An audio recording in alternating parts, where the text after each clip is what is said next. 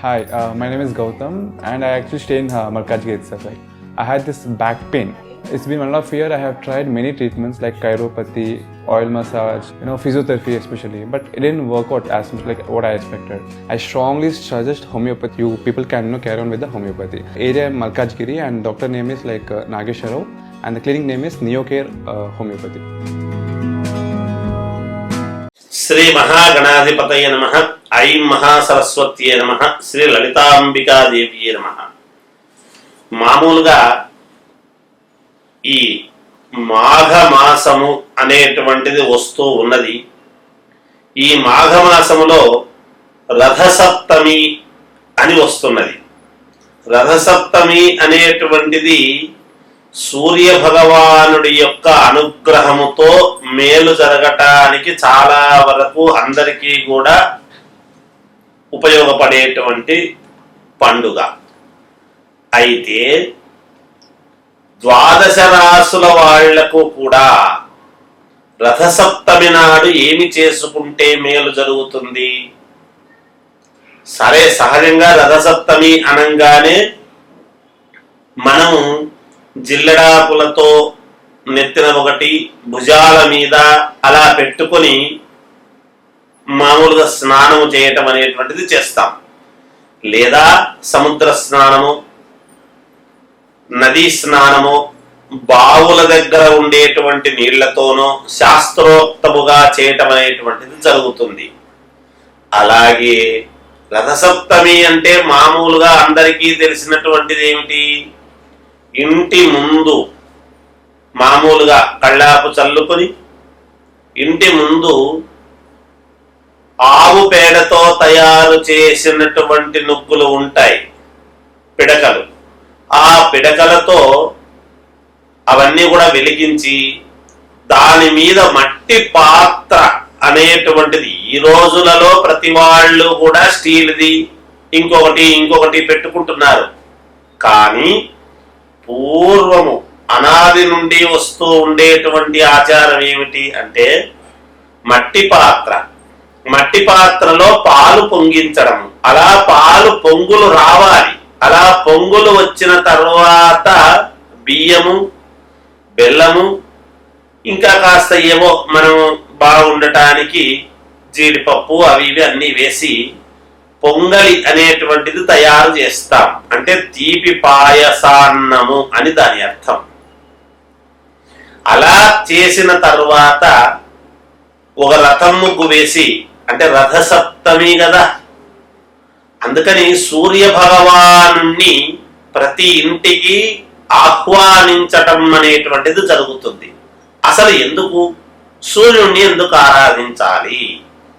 మరి సూర్య భగవానుడి యొక్క వెలుగు ఎంత తీక్షణముగా, ఎంత గొప్ప వెలుగు! మనము ఉదయం లేస్తే మనకింత వెలుగు వస్తుంది అంటే రాత్రిపూట అన్ని చోట్ల లైట్లు అవసరం అవుతుంది.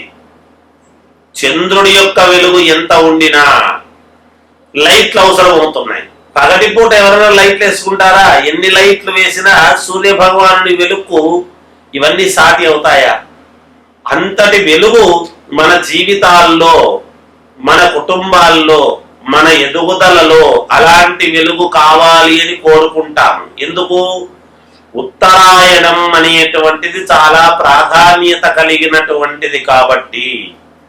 రవి సంక్రమణం అంటే సంక్రాంతి పండుగ రోజు ఎప్పుడైతే మకర రాశిలోకి సూర్యుడు ప్రవేశిస్తాడో, ఈ రథసప్తమి రోజున తాను పూర్తిగా ఉత్తరం వైపు నుండి రావటం అనేటువంటిది, తన రథాన్ని పూర్తిగా ఉత్తరం వైపుకు మళ్లించుకొని ప్రయాణం చేయటం అనేటువంటిది జరుగుతుంది.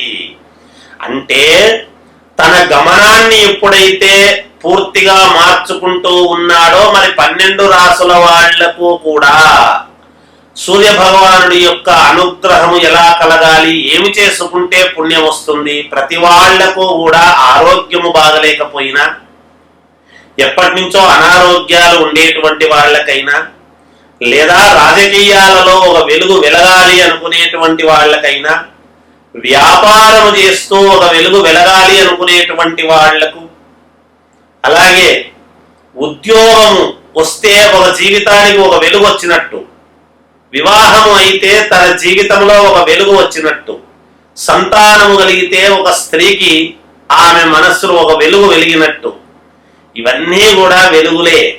మనం అనుకుంటాము ఊరికి అబ్బా సంతోషం ఎక్కడి నుంచి వస్తుంది? ఆనందం. ఆ ఆనందం ఎక్కడి నుంచి వస్తుంది? సూర్య భగవానుడి యొక్క ప్రకాశవంతమైనటువంటి వెలుగు ఎలా అయితే ఉంటుందో అంత సంతోషం అనేటువంటిది కలిగి తీరుతుంది.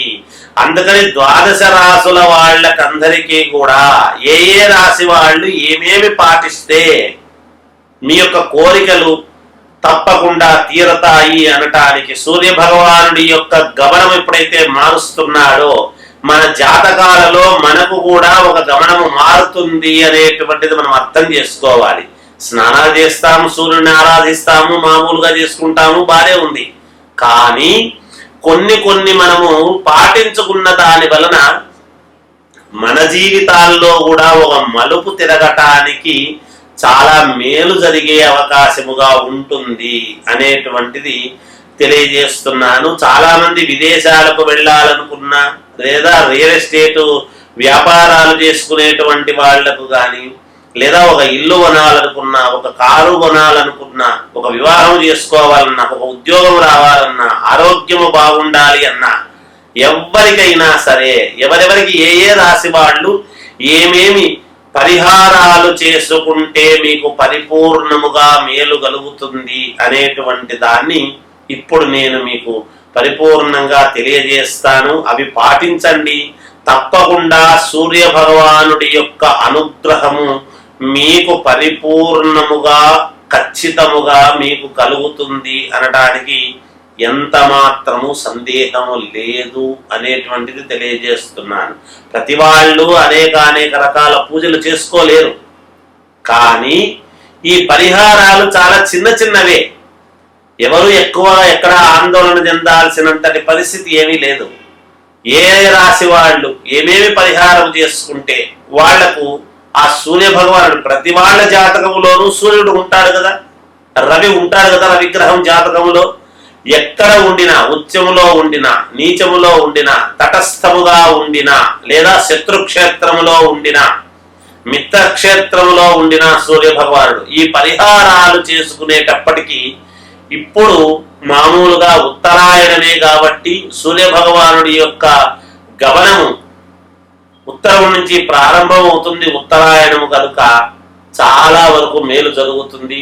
నేను చెప్పినవి పాటించండి, తప్పకుండా మీకు మేలు జరుగుతుందని తెలియజేస్తున్నాను. మేషరాశి వారికి మేషరాశి వారు పాటించాల్సినటువంటి ఇది ఏమిటి? రథసప్తమి నాడు అంటే మీరు సహజముగా ఆ రోజు ఉదయాన్నే స్నానం చేస్తారు. ఎలాగో పాలు పొంగులు అవన్నీ కూడా ఆడవాళ్ళు చేసేటువంటి ప్రక్రియలు చేస్తారు. అయితే మేషరాశి వారికి మీకు కొన్ని పనులు కావాలి, కొన్నిట్లో మీకు జయం కలగాలి అంటే నేను చెప్పాను కదా ముందుగా ఏమేమి ఎటువంటి పనులు అనేటువంటివన్నీ కూడా చెప్పాను. ఏది ఏమైనా మేషరాశి వారికి జయం కలగాలి అని అనుకున్నప్పుడు సూర్య భగవానుడికి సమానమైనటువంటి విష్ణు ఆలయానికి, విష్ణు స్వరూపమైనటువంటి ఆలయానికి వెళ్ళి ఉదయము పూటనే మామూలుగా 16 ప్రదక్షిణలు అనేటువంటివి చేసి మీరు చేసుకోవాల్సిన పరిహారం ఏమిటి అక్కడ అంటే 16 తమలపాకులు, 16 పోక చెక్కలు, 16 రూకలు కాయిన్స్, ఇవి విష్ణు ఆలయానికి వెళ్ళి అక్కడ విష్ణుదేవుడికి సమర్పించి 16 ప్రదక్షిణలు చెయ్యండి. తద్వారా విష్ణు ఆలయంలోనే నిలబడి సూర్య భగవాను చూసి ఒక్కసారి తల పైకెత్తి ప్రత్యక్ష నారాయణ స్వామి అని ఒక్కసారి నమస్కారము పెట్టుకోండి. తప్పకుండా మీకు అన్ని రకాల మేలు జరుగుతుంది అనేటువంటిది తెలియజేస్తూ జయోస్తు.